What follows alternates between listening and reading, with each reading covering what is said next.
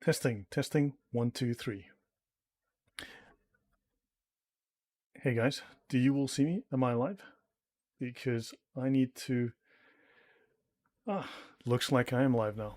So give me one moment.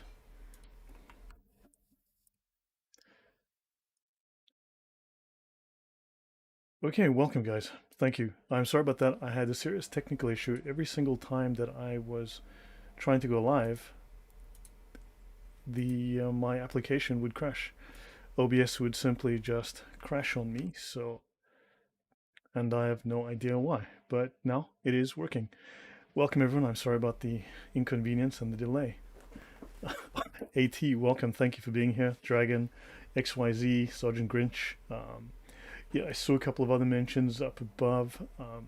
Anyway, guys, thank you very much for being here. So now that we are here, I guess we can all just jump in. And Dodzer, welcome.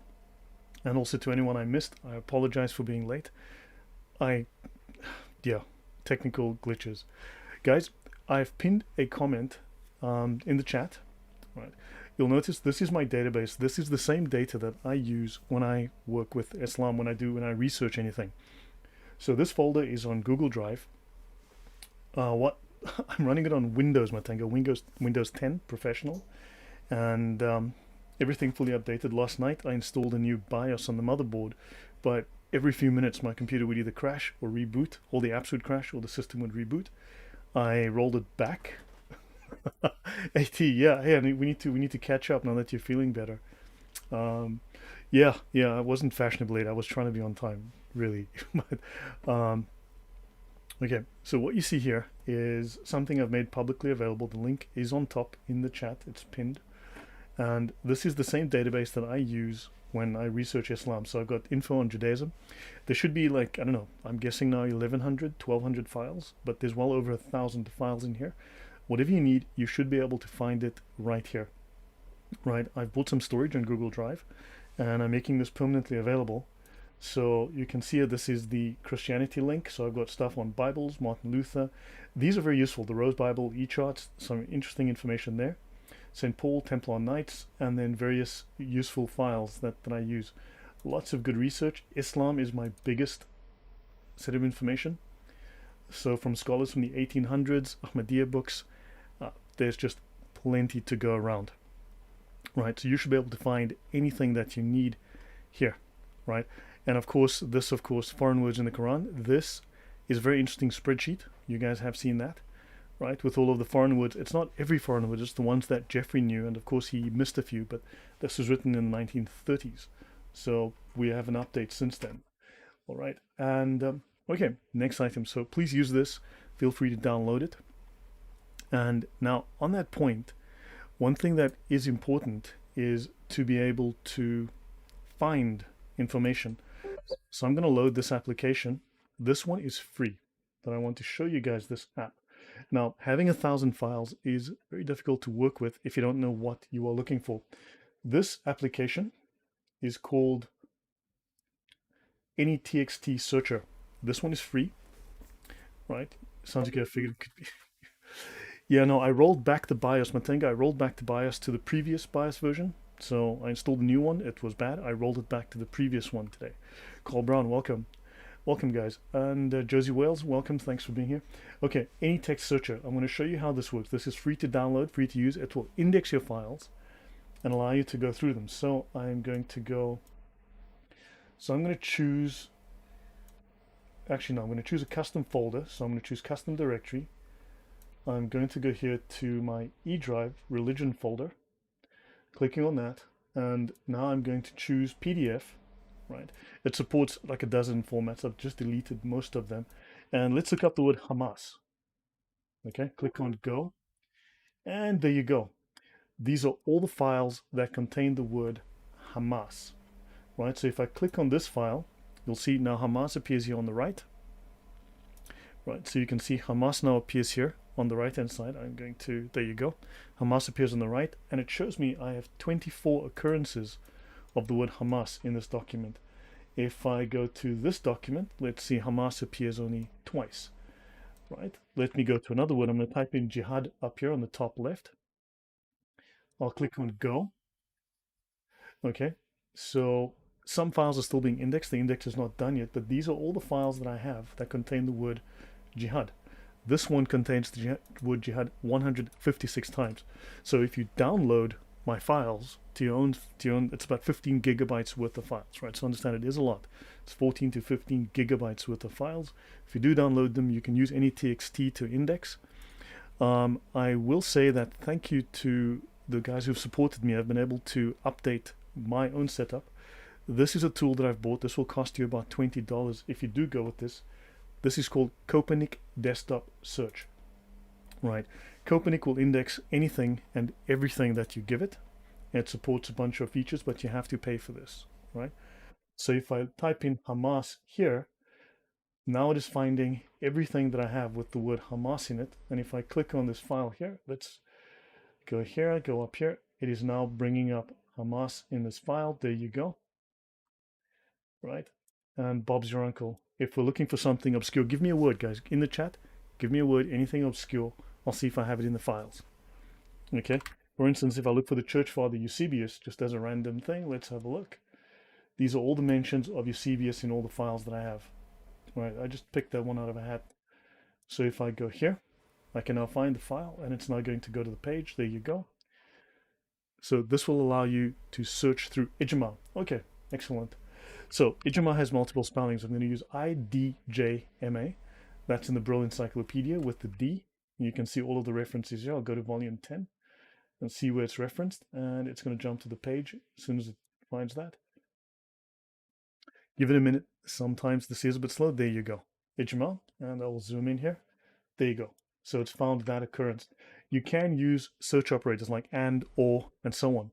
Let's go here. Ijma with one J, MA without the D. Okay. And here you go. Islam, its beliefs and practices. Page 9, Ijma. There we go. Okay. By agreement, Ijma. Right, so there you go. So this is how I am able to find things. Now, I bought this like a week ago, so thank you very much. It's through your support. And now Jersey Wales says, find Dean. Okay, Jersey Wales, you're in luck because I actually was going to talk about Dean again today. So let me get that up. I had to reboot my computer because it crashed, so let me just get the files back up. Okay, this is where I was lost. I'm going to bring this up since you mentioned the word Dean. Let's talk about the word Dean so that we have clarity on what it is. Islam is not a religion. Do not think of it as religion. Thanks, Dragon. Thank you. But guys, any TXT, who's Dean? Yeah. Yeah, we're gonna tell you who Dean is right now. Do not think of Islam as a religion. We all know and we all acknowledge it is a legal system, it is a political system, it is a system of warfare, it is multiple different things. So, Deen embodies perspectives on existence, life, society, and it is a socio-political system, like communism, like fascism. It's a socio-political system. Islam is a complete and a competing ideology and a system of life and society, a political, ideological system. For Muslims, Islam is a superior ideology that for them towers over all other isms like capitalism and the resultant socio-political systems. It is a political framework for managing mankind's affairs. So it's a form of governance. It's a form of government. Do understand that. Islam is a form of government. It is not a religion. The linguistic meaning. So you have the very famous Arabic dictionaries, the Al-Qamus al-Muhit and the Lisan al-Arab. They tell us there are 4 meanings of the word deen. The first meaning is subjugation and dominance. So understand, as a religion, we think of religion in our terms, Western terms, Christian terms. Islam does not see religion the same way. We need to look at their method of seeing the world, right? So religion for them, deen is subjugation and dominance, which has connotations of ownership, government, administrative or legislative authority.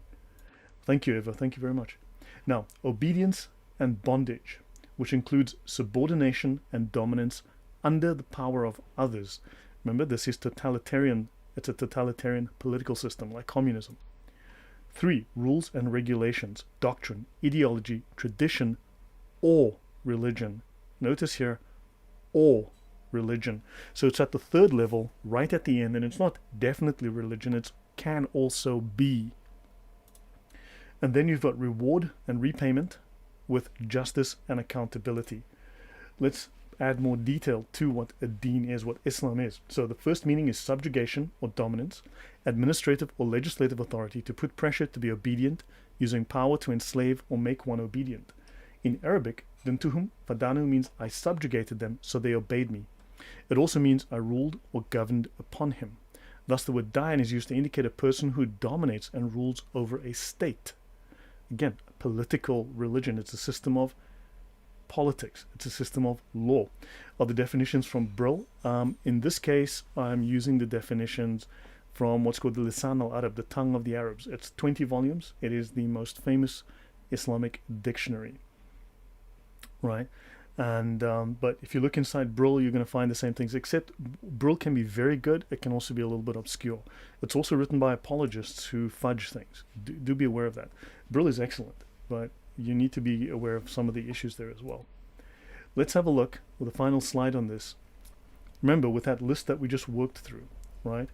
Ownership, right? Which is a whole legal matter. Remember, possession is 9/10 of the law. Ask any lawyer, they'll tell you possession is 9/10 of the law. Well, 9/10 of the law here seems to be ownership. Islam seems to agree. Government, administrative authority, legislative authority to pass laws. Christianity does not pass laws, right? Islam does. Remember, you have the moral law, the civil law, and the ceremonial law. Christianity is about the moral law. It does not dictate civil law. We hope that the laws we pass in our countries are certainly moral and based on our moral understanding derived from Christianity, from the Bible. However, we do not pass laws on this basis. The judge doesn't grab the Bible and then issue parking tickets. Right? Subordination, dominance, doctrine, ideology, tradition, and then religion. So, Brill, no, not quite. Dodzor. So, now, welcome Tatiana, and all those who've just joined us, thank you. Marek, dobry wieczór.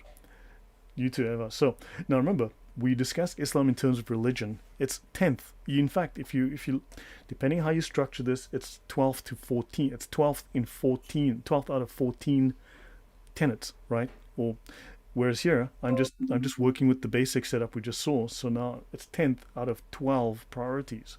You can also change it to make it like 12th or 13th out of 14 or 15 priorities. So understand, religion is down here. We are ignoring all of this to focus here. Understand, this is the religious aspect. All of this that we're missing out from 11, 12, 9 to 1, that's the Sharia. We're missing all of this. We're ignoring all of this. And there's another side to Islam that's even missing from this list. So I do want you to keep that in mind, all right? So, Deen means law in the Hebrew, so it's stolen from the Hebrew. Islam is the Deen ul-Haq, meaning the truth, the right, the true religion, the religion of right. And this is the same word as the Jewish Haq, which means statutes or laws. All right, now I need to bring up, since I rebooted and I have to now go back to my files. So let me go back to the Encyclopedia of Islam. I think this is the one that I want. Yes, so let me go to my notes. So today we're going to talk about a handful of notes, and let me bring up the file that I am needing.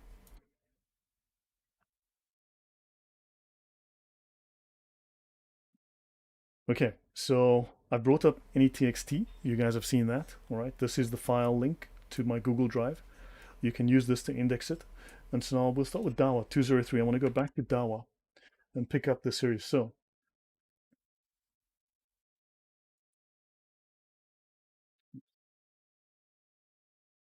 Dawa, remember, again, they utilize our understandings against us. We think of evangelization. Dawa is not evangelization. This is from Brill, okay? So Dodzor, this is Brill. This is volume 13 of the Encyclopedia of Islam.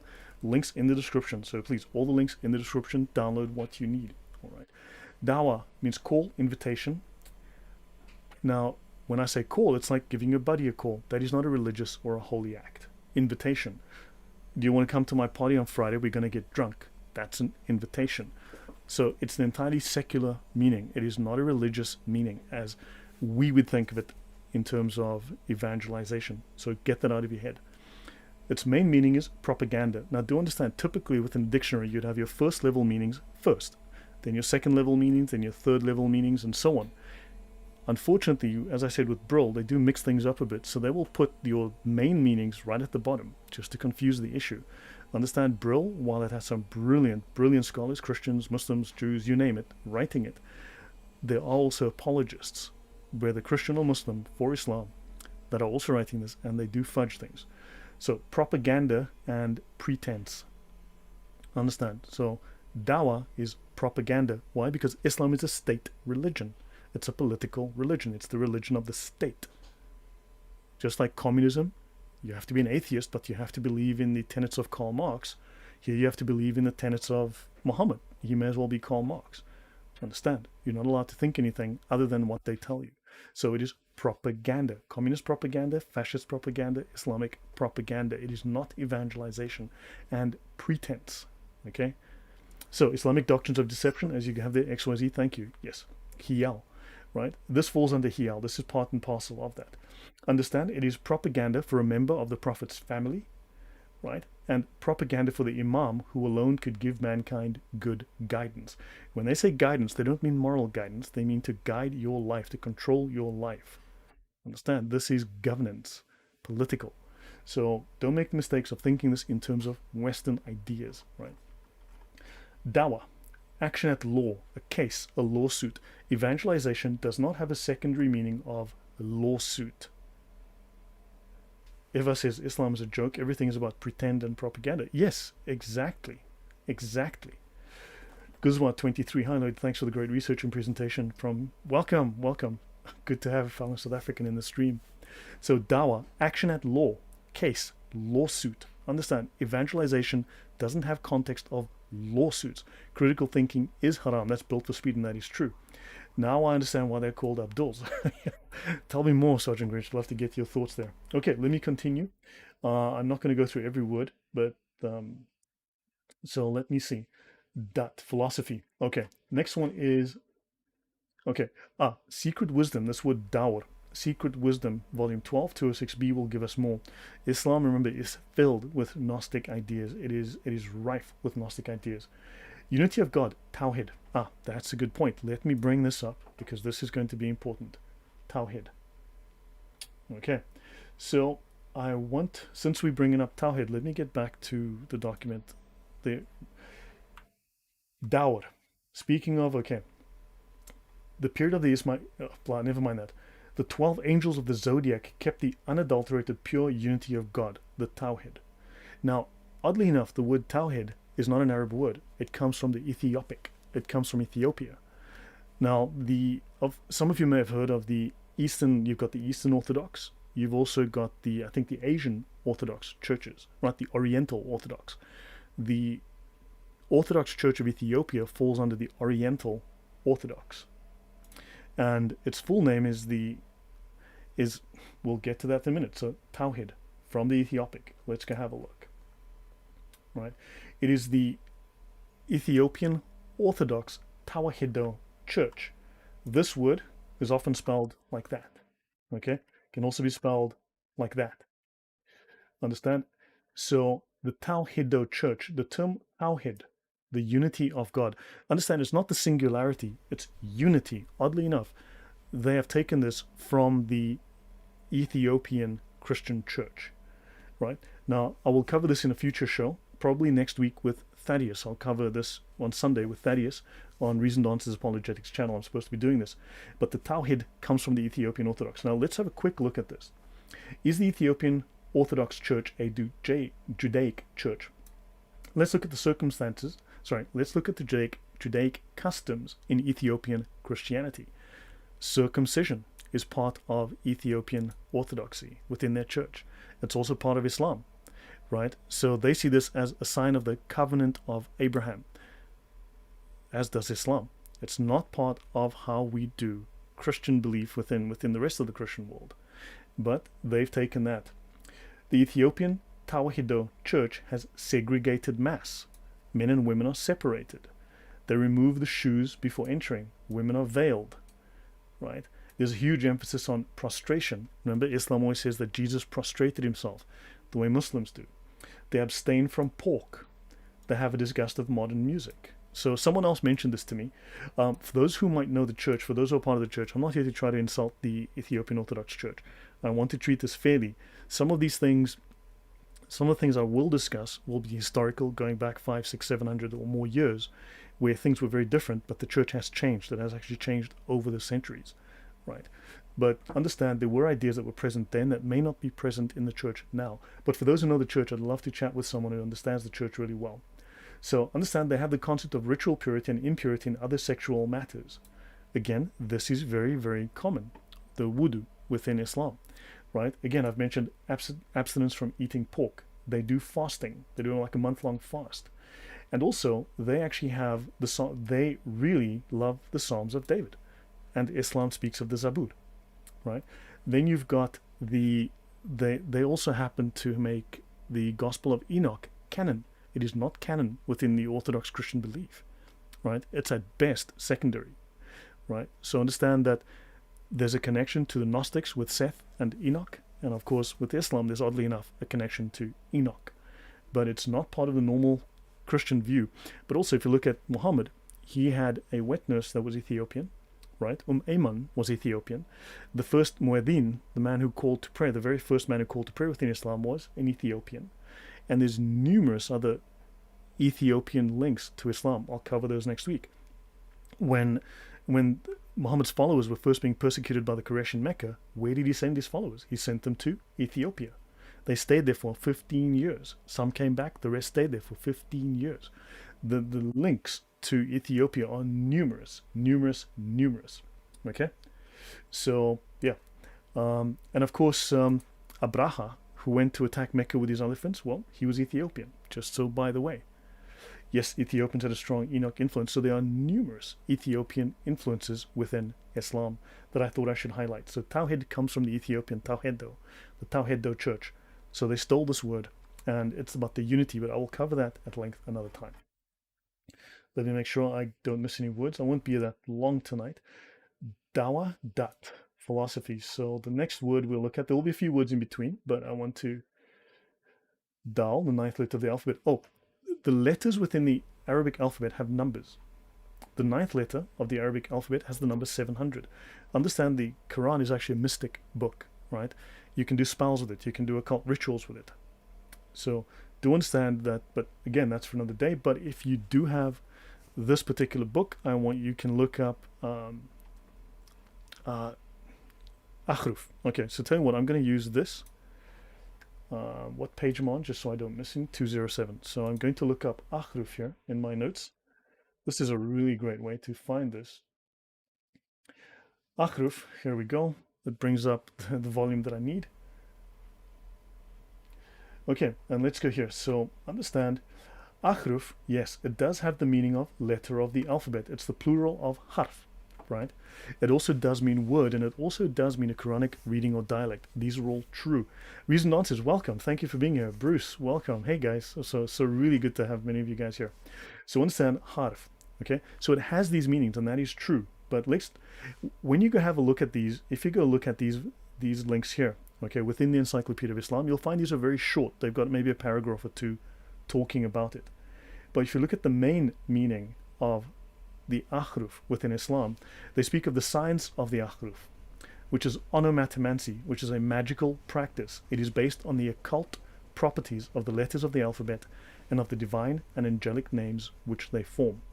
So the letters of the alphabet, and this also is very much related to those hidden letters, the dark letters, the letters that have no meaning, right? They, at least from a Muslim's perspective, they relate this to a practice whereby they free themselves from the rational meaning, well, from the rational mind, and they can then enter into communion with God through these occult rituals that they practice. They can enter into the post-rational and pre-rational states, as they call it.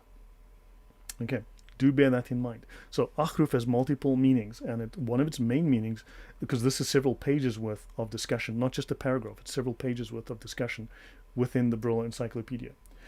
Okay, so now I want to go to Dat. Now, I'm not going to treat this itself, but we're going to have a look at philosophy, because Dat links to philosophy within Islam.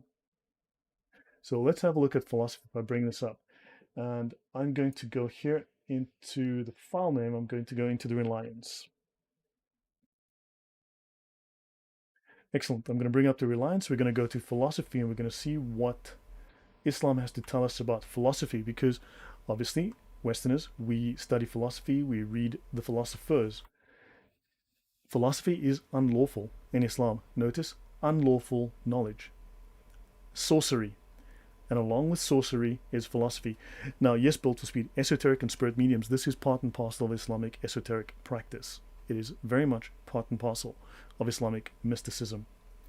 A, B, C, D, I'm communing with God. Yes, oddly enough, yes, that is actually true. Yes, they commune with God, they break the veil. Remember, if Islam is Gnostic, and it does claim to be within the Sharia, then the world of matter is evil, and your brain is part of that world of matter, so therefore your thoughts are wrong. Therefore, you need to free yourself from the world of matter. You need to enter into the pre-rational and post-rational minds to see the truth, quote-unquote truth, right? You need to break out of that, which means that logic, rationality that comes out of your brain is false. Understand? It's completely backwards, but that's what they believe. So understand, philosophy is considered on the same level as magic and sorcery and astrology. It is illegal for Muslims to know philosophy, to practice philosophy. Crazy as that may be. Right, let's continue here. So, dhikr, dima, deen. Okay, we've covered deen already, right? So let me continue here. Let me make sure that I haven't missed anything here. Oh, by the way, as you all know, this will take a moment to load. Now, that'll definitely take a moment to load. So while that's busy loading, this is my database, which I share with everyone as well. So I also share my OneDrive database. Lydia Nella says, wow, that is why they say it is not logical. Correct. This is why they have a different way of thinking. Understand that their form of Islamic morality is determined by the Sharia, not by their conscience, right? So what the Sharia says is true is what is true. Hey, Chloe, welcome. So, for instance, let's actually wait for this to load. It's taking a moment. As I said, my machine crashed and I had to reboot, which was really frustrating. But it will be back in a second. All of this, again, is shared with you. Again, links in the description. So you have access to all of the tools that I have. And I'm just going to go here and I'm going to search within my notebook. I'm going to search for the word semen, right? So let's search the word semen. And yes, results have been found. I'm going to look on this page. And let's have a look here, right? So, of course, Islam, it does tell us that Allah loves those who are clean. He loves cleanliness. Allah loves those who turn to Him, and He loves those who keep themselves clean. Surah Al-Baqarah 2:222, okay, which is all fine and well. But of course, we can see that Muhammad's 6-year-old wife scraped semen off his clothes with her fingernails, right? So again, the link to all of this is within the description box. I used to wash the traces of semen from the clothes of the Prophet, and he used to go to prayers, right? That's from Da'if Bukhari. And again, you've got Da'if Bukhari. And again, you've got Da'if Bukhari. I used to wash the semen off the clothes of Allah's Messenger. I used to wash semen off the clothes of Allah's Messenger. I used to notice one or more spots after I washed the semen off. I used to scrape off the semen, scraping off semen. Yeah, I think you guys get the point. I've got about 24 references here to this, and she scraped it off, and then he would offer prayers. So Muhammad is an exception to everything. Okay, yes, making sense. Remember, actually, let me go here and find you something else that I have as well. We all know that, for instance, that Muhammad is perfect, right? So therefore, you cannot be criticized. Okay, so I want to show you guys this. This I posted today on my channel, on my community page. What you have here is you've got a 90-foot tall, a 36-meter tall man, a 90-foot tall man, and he built this 12-meter structure. Now, this guy's not to scale. He's actually too big. These guys are to scale. So people have been shrinking, apparently. So according to Islam, you've got a 90-foot Adam who built the 12-meter Kaaba. Why would a 90-foot man build a 12-meter tall building? How's he going to get inside? How does he fit there, right? Humans, can fit in this. So yeah. And also, apparently humans have been shrinking. According to Sahih Bukhari, humans have been shrinking since the time of Adam. So this makes absolutely no sense. So if they have to fail to study philosophy and if they've got certain ways of thinking, yeah. Yes, Muhammad was a very horrible individual. So, yeah. So, okay. That aside, so I just want to show you that. Understand, why would a 90-foot tall man build this tiny little thing? And also, Adam would have weighed 304 tons. All right, let me close this here. Let me get back to what I was doing. Okay, so understand, all of this information is available, links in the description. Let's go back to my terms that I was following. Dhikr, remembering Allah, reciting the names of Allah, the tireless repetition of an ejaculatory litany. So this is the constant repetition. So basically it's a mantra, okay? It is a mantra. It's a religious service common to all the mystical fraternities. Lovely euphemisms, but understand it's a form of ritual magic, right? Performed either solitarily or collectively. And also they speak of the revelation sent down to Muhammad, okay? Fine and well. So understand that they touch on it, they use euphemisms, they very gently mention these things. But ritual magic, ritual practices are part and parcel of Islam. Hello everyone, I thought they said Abraham and Ishmael, but yes, I know, isn't that crazy? Stephen, hey, welcome, and been a while. How you doing? I don't buy this 90-foot fable in Islam in regards to... Well, the thing is, have you seen the video of the 90... Oh, good grief. Tell you what, if you give me 1 second, I will bring up something else that is going to blow your mind. So I'm going to bring this up. Give me 1 moment, please.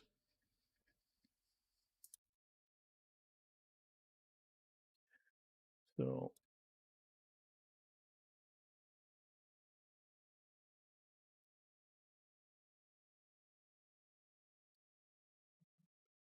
Okay guys, so I'm gonna mute, the tab is muted, so the audio is not playing, but what I want you to see is here, this video. This is the start, so this is in, oh, who knows where it is, the grave of the Prophet Adam. So this is Adam's tomb, 212 feet long. Okay, we're gonna have a look now. This is 1.5 minutes long.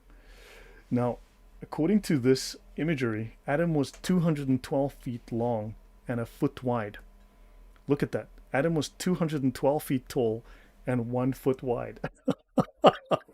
Tatiana, you're most welcome. I'm glad you find the information useful and entertaining. So notice, he's not only 90 feet, he's Catholic biblicist. Cool, man. Hey, we should catch up again next week. Yeah, certainly. Would love to do that.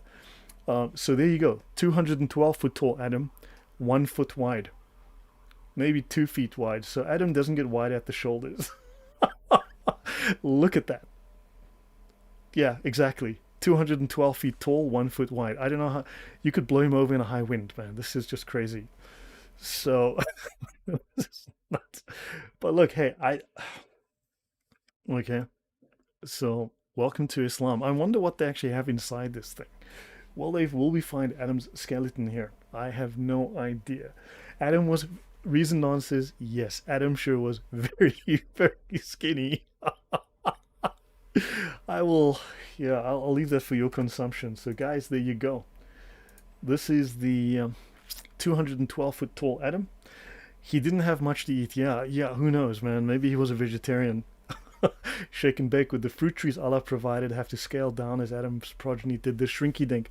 You know, that's a very good question. That's a very good question. Where are all these 90-foot tall skeletons around the world? Eve didn't feed him. Yeah, well, where's Eve's skeleton? Was she like 85 feet tall and half a foot wide? Okay, guys. Yeah. So yeah, I just wanted to show you guys that. That's the grave of the Prophet Adam. Okay. So yeah, peace be upon our Prophet Adam. There you go. There you go. Okay. So moving on. Dhikr. The dhikr of the privileged, the mystics who are well advanced along the spiritual path. So they have spiritual practices. Understand? So you've got mystics. Islam is divided into the Sharia, the law, and following the law. And then, of course, you've got what you don't know about called the Haqiqah, which is the mystical, occult side of it, the esoteric side of it. So he never returns as a horse. Thank you, Lord. I probably more than others appreciate your verbal clarity. I'm visually impaired and cannot keep up with your screenshots or the chat comments, but your words are sufficient. Well, thank you very much. I'm glad to know. I'll keep that in mind, that I need to clarify what I'm talking about as I go through, for people like yourself. Thank you. So just to the lengths Muslims will go to sell their garbage, that's from Stephen Gilchrist. And yes, if they want to prove that that's Adam, they can just open that that grave and show us a 90-foot tall, 1-foot wide Adam. Reason None says, Tara, that's where they keep all the abrogated verses. So notice though, so again, there's a spiritual practice which is not being investigated. Adam was a big giant in Islam. Yes, he was 90 foot tall, but as you saw in his grave, he's a foot wide. So now, dhimma, the sort of indefinitely renewed contract which Muslim community accords, quote unquote, hospitality and protection to members of other revealed religions, on condition that they acknowledge the domination of Islam. Now, of course, the mafia would also give you protection as long as you acknowledge the domination of the mafia. Understand? So obviously it's just extortion. Dhimmi. A dhimmi is defined as against the Muslim and the idolater, and as against the harbi. Right? This is the harb means war. Who is of the same faith but lives in territories not yet under Islam. So understand that's a threat. Not yet under Islam. Let's continue. Okay. So Deen, religion, the obligations which Allah imposes on man. But notice, this is not a true definition. I'll finish this. Religion, Deen, the obligations which Allah imposes on man. The domain of divine prescriptions concerning acts of worship and everything involved in it. Notice, though, that this is incomplete. We've just seen what the full definition of Deen is. It is not religion. It is 9 other things, then it's religion, then it's 2 additional things, all of which have to do with warfare, legislation, governance, politics, legalities, right? So the obligations imposed on man, domain of divine prescriptions, those are laws. So understand, it is not about moral law, it is about civil law. Deen al-Haq, the religion of truth, is what Islam calls itself, right? Let's continue. I think the next word is jihad, if I recall. Jadaliyun, controversialists. Now this is actually of relevance. The form of, so Jadal, right? Jadaliyun are controversialists. So this is, Muslims always want to debate. They want equal time. Now I have Ask Truth. You can ask Truth. He and I have been through this many times together. I cannot get a Muslim to come on my show and just talk. We just want to read through the Sharia, right? The Islamic law, the fiqh, and just discuss what it says. Talk about the laws of apostasy, talk about the laws of prepubescent marriage and sex, which is perfectly legal within Islam. Now, they always want to come into the comments, and they want to be smart, and they want to know lots, but they will not join me to just discuss, not to debate, because they want equal time so that they can do their propaganda. Remember, we showed there that dawah means propaganda and pretense. The Jadaliyun and Jadal, so the form of debate within Islam has a name. It's called Adab al-Jadal. It is a format where they utilize heuristic, they utilize rhetoric, they utilize a form of deceptive rhetoric to win arguments. It is known as heuristic. So I need to just go back here. So I want to show you how heuristic is defined. Let's go to the Cambridge Dictionary. So we use what we call dialectic. So dialectic is where you try to find the truth, right? You might be in a discussion or debate with someone, but you're trying to find what is true. Unfortunately, in Islam, their form of adab al-jadal is based on deception. And it's a form of propaganda, but also it is designed not to find truth. It is used to describe an argument that aims to disagree with another one, rather than explain or discover the truth. It is purely disputational. It also has other functions. It is designed to undermine the other argument or undermine the one presenting the argument. Okay, so let me just catch up with some of the comments. They would always want to dominate the conversation and deviate away and promote Islam. This is what the Jadaliyun have done. They were paid propagandists who were there to make sure that the Islamic argument was always supreme, that they would never lose. And this has become part of the Islamic culture. So Muslims cannot debate. The precedent for debating was set by Muhammad. It was proposed by cursing. Yes, now of course cursing, using rude words, being violent with language, right? And it's not about no sticks and stones. I mean, look, it's just that utilizing harsh, vile language is part of what is called commanding the right and forbidding the wrong. This is the fundamental doctrine within Islam, right? So they must command the right. And one of the things when they impose the Sharia, which is the right, upon you, because Sharia applies to you as well as them, one of the things that they are permitted to do, one of the tenets of commanding the right, is that they must revile and abuse their opponent. This is legal. This is considered righteous because Allah gives them reward for this. To call what Muslims do argument is pretty generous, and that is true, Thaddeus. Yes, reasoned answers, that is very, very true. It is not argument. It is, understand, it is heuristic. It is designed to undermine. It is designed to deflect. It is designed to utilize rhetoric in a deceptive manner. I've covered this in much more depth previously. Let's have a quick look at heuristic in the Britannica Encyclopedia. I like the Britannica. It always has these short but really good definitions. Heuristic, from Greek eristikos, fond of wrangling. It's wrangling. Argumentation that makes successful disputation an end in itself, rather than a means of approaching truth. I hope that makes clear to you. Such argumentation reduces philosophical inquiry to a rhetorical exercise. Hence, now, Islam has a form of rhetoric, they call it the ilm al-badi. Okay, the science of rhetoric. And this is also, it's the science of sophistry. It is the science of, I can't remember the word right now. I can look it up in a second. But it effectively is the science of sophistry. It is the science of being dishonest, utilizing rhetoric, right? Heuristic argument is closely associated with the sophists and was ridiculed by Plato in his dialogue Euthydemus. The term is often used more broadly to characterize arguments that rely on subtle but specious forms of reasoning. In other words, dishonest. Okay, so dialectics is part of Western thought. That's true, the Catholic biblicist, but Islam does not share this. They do not practice dialectics. They're not looking for the truth. They're looking to persuade. They're looking to convince. They're looking to win, not find truth. Understand? Lydia says it is lying. Yes, and it is. It is a form of lying. It's a very sophisticated form of lying that falls under the rubric of what I would call hiyal. Okay, it explains why Islamic apologists engage with such debate tactics. Yes, it does. They're trained to do so. It goes back to these Jadaliyun that I mentioned. This goes back to a practice from the 9th century, right? Remember, the dawah, they said dawah from the Abbasids used to promote the ideas of Muhammad's family.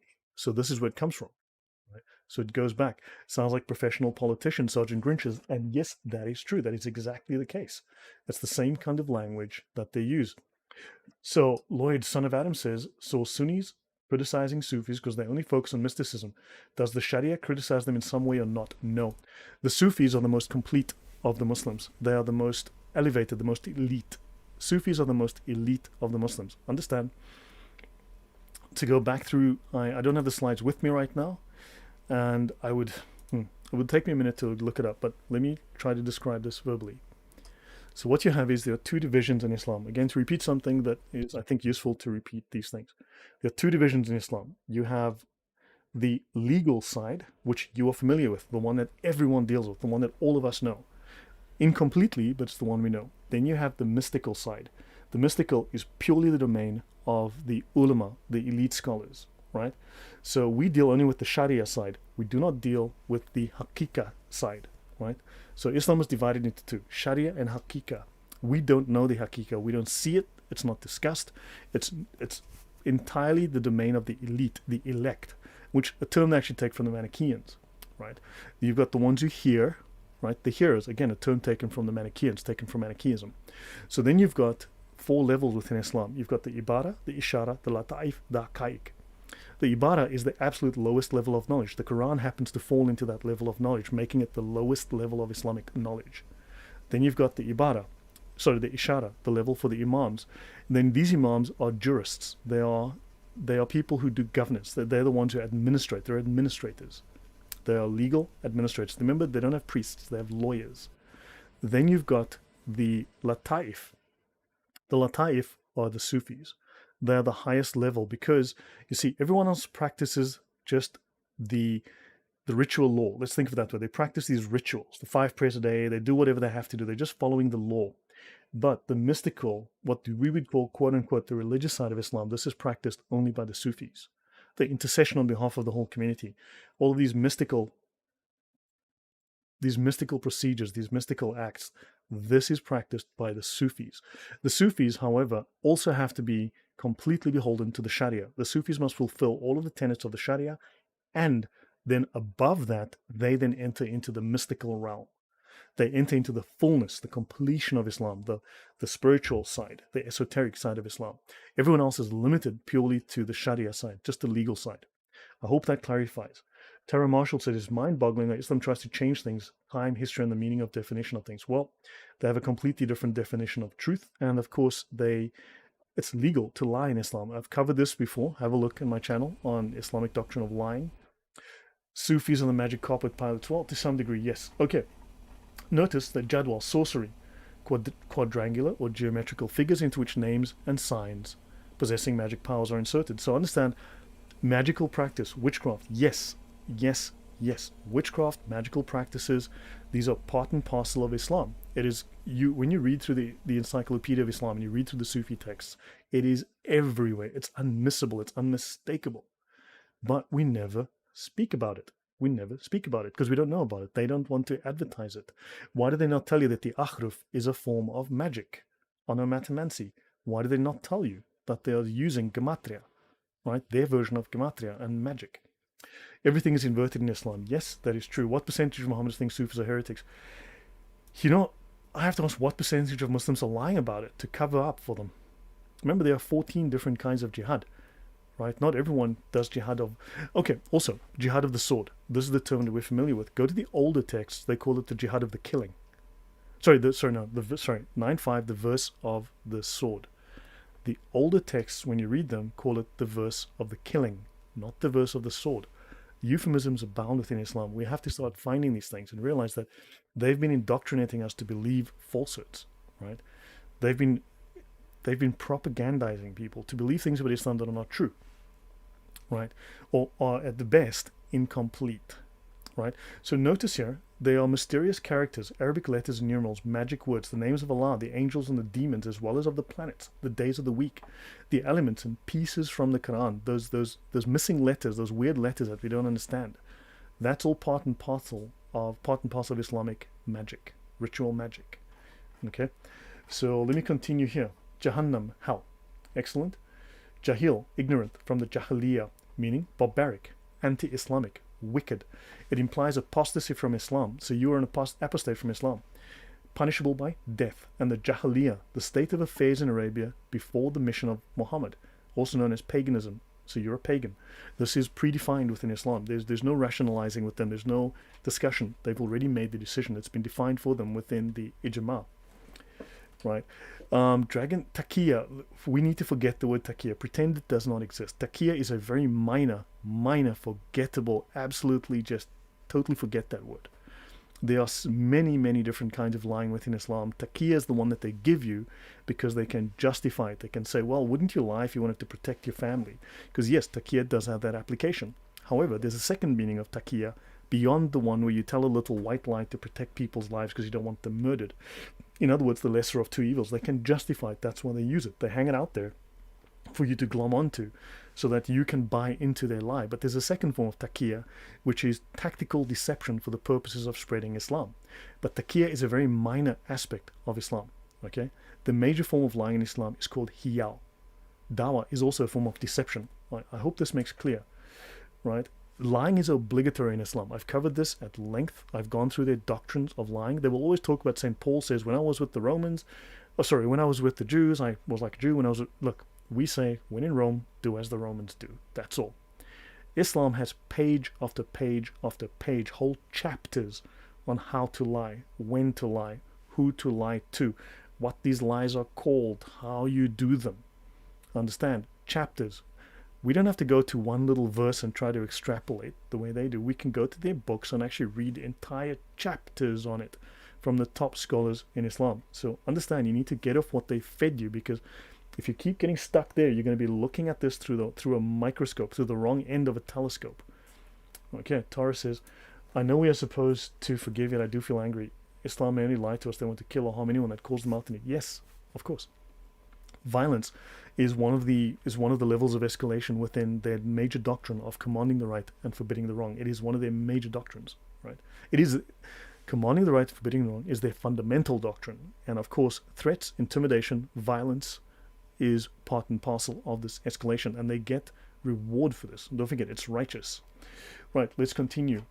Jahiliyyah. So there's one word that I wanted to cover. I wanted to skip ahead today, and I wanted to get to fitra. But since I had to restart everything, I don't have all my pages open to cover that. Okay, Janaba, the state of major ritual impurity. Again, remember the Tawahido church, right? I did discuss that Islam has taken a lot from the Ethiopians. It has taken a lot from the early Christian church. Don't forget, I discussed last week with Thaddeus, the Ethiopian Christian church is possibly older than the Armenian Christian church. They became a Christian state around the same time, if not earlier. So they were building churches in the second century, late second century. They had cathedrals in the third century, early third century. So they've been Christian for a long time. They dominated Arabia. They were all over Mecca. There are numerous references to Muhammad listening to Christian Ethiopians recite the Bible and learning from them, right? And of course, they had Gez, which was the language in which the Bible was written, but they would paraphrase it into the Arabic. Son of Aram says, St. Paul's goal was not to deceive them, but you can't talk to a Roman in the way you talk to Jews. Exactly. You don't talk to a Muslim like you talk to an atheist. Precisely. That's when in Rome you do as the Romans do. Believe me, says Lloyd, that Google Drive is what I've been looking for a long time. Thanks a lot. You're welcome. It is all of the very best files that I can find, right, that I utilize. So you're very, very welcome.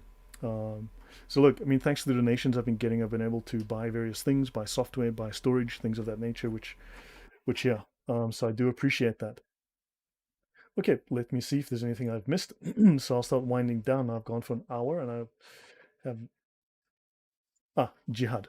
Let me finish with this one. So we've covered Jihad from the Reliance of the Traveler numerous times in the past, but this within the Encyclopedia of Islam, okay, the Brill Encyclopedia says Jihad, an effort directed towards a determined objective, a military action with the object of the expansion of Islam. And it says here, if need be, if necessary, maybe, possibly, if required, its defense. But the major meaning is a military action with the object of the expansion of Islam, not the defense of territory, right? Not to defend your life, but the point is to spread Islam by using verse 9:5, the verse of the killing. So I will call it a night here, guys. It's been an hour. I think I'll call it a night, and we'll continue again next time with some new words. Jinn would be interesting to discuss. I need to finish my notes on that. But yeah, so thank you all for being here. I'll call it tonight. I hope this was helpful. Again, let me just recap what I've done tonight. So I've shown you my Google Drive, right? Link in the chat. I will drop it into the chat, into the comments later, but it's pinned in the chat on top, the file database, okay?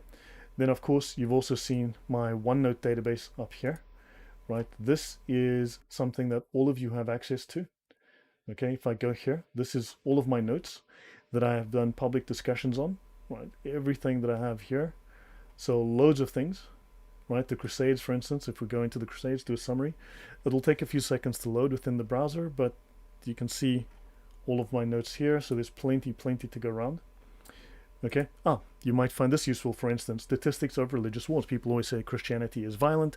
It causes religious wars. Well, that can be disproven if we go to the Encyclopedia of Wars by Charles Phillips and Alan Axelrod. They have made an encyclopedia of the history of recorded warfare, right? And what they have here, not battles only, warfare, right? So of 1,763 wars, only a maximum of 123 have been classified to involve religion, which accounts for less than 7% of all wars and less than 2% of all people killed in warfare. So the claim that Christianity is violent and that religion is violent is not true. It constrains us, right? Notice here, World War I. This is the Crusades. This is in 4 years. This is over several centuries. Okay, see the difference. Inquisition is so small it doesn't even appear, right? These are the books, the Encyclopedia of Wars. And I'll end with this: religion causes war. That is not a true statement that can be supported by any kind of facts. Of these wars from 8000 BC to 2000 AD, government wars, 93% of all warfare. And then if you look here, the red here, these are all religions combined except Islam. Islam has committed more atrocities and has fought more wars than all religions combined. It is the single most violent thing out there in terms of religion. So this is everything from A to Z, from Buddhism to Zoroastrianism, including Christianity. Okay, so yeah, guys, hopefully that really helps you guys. Link doesn't allow without permission. It should all work fine, guys. So let me know in the comments and I will fix it. Okay, so let me know in the comments and I'll fix it if necessary. So guys, thank you very much, and I will see you guys next time. And I'm sorry about the technical issue that caused the delay. But till next time, guys, have a wonderful week. And Thaddeus, I'll see you on Sunday. Take care, guys. Bye.